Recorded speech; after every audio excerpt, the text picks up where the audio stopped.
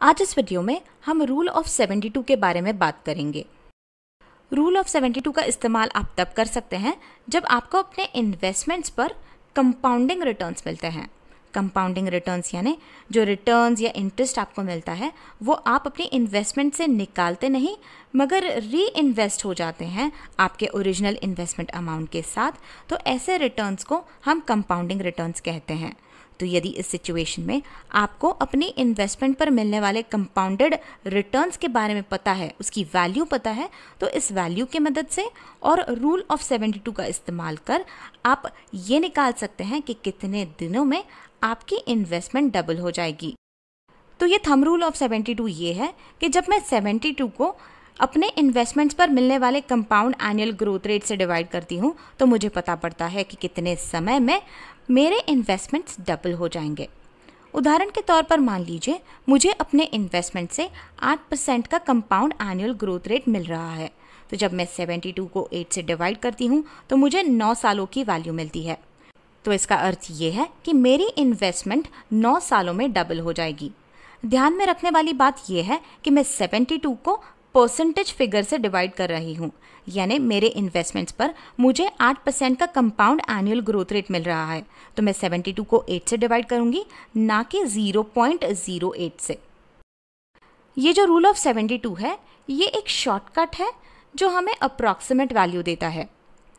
जो formula statisticians इस्तेमाल करते हैं एग्जैक्ट वैल्यू निकालने के लिए वो ऐसा है, A = P into 1 plus compound interest rate या compound return rate raise to T, जहाँ पर A हमारे इन्वेस्टमेंट की फ्यूचर वैल्यू है, P हमारा प्रिंसिपल इन्वेस्टमेंट अमाउंट है, R हमारा कंपाउंड एनुअल ग्रोथ रेट है या इंटरेस्ट रेट है, और जो T है वो बीता समय है ईयर्स में यानी सालों में। इस इक्वेशन में कंपाउंड इंटरेस्ट रेट या कंपाउंड एनुअल ग्रोथ रेट को परसेंटेज फिगर में एक्सप्रेस नहीं किया जाता। यानी उदाहरण के तौर पर यदि मुझे अपने इन्वेस्टमेंट्स पर 8% का कंपाउंड एनुअल ग्रोथ रेट मिल रहा है तो मैं उसे 0.08 ऐसा इस इक्वेशन में एक्सप्रेस करूंगी। इस फॉर्मूले के इस्तेमाल से आप इन्वेस्टमेंट के बाद कभी भी जान सकते हैं कि आपके इन्वेस्टमेंट की वैल्यू क्या है, मगर यहाँ पर हम ये जानने का प्रयास कर रहे हैं कि कितने सालों बाद मेरी इन्वेस्टमेंट वैल्यू डबल हो जाएगी। तो यहाँ पर यदि मैं इस फॉर्मूले का इस्तेमाल करती हूँ तो मुझे नेचुरल लॉ का इस्तेमाल करना पड़ेगा, जो कि काफ़ी कॉम्प्लिकेटेड हो जाएगा और उस कंपैरिजन में रूल ऑफ 72 काफ़ी आसान लगता है।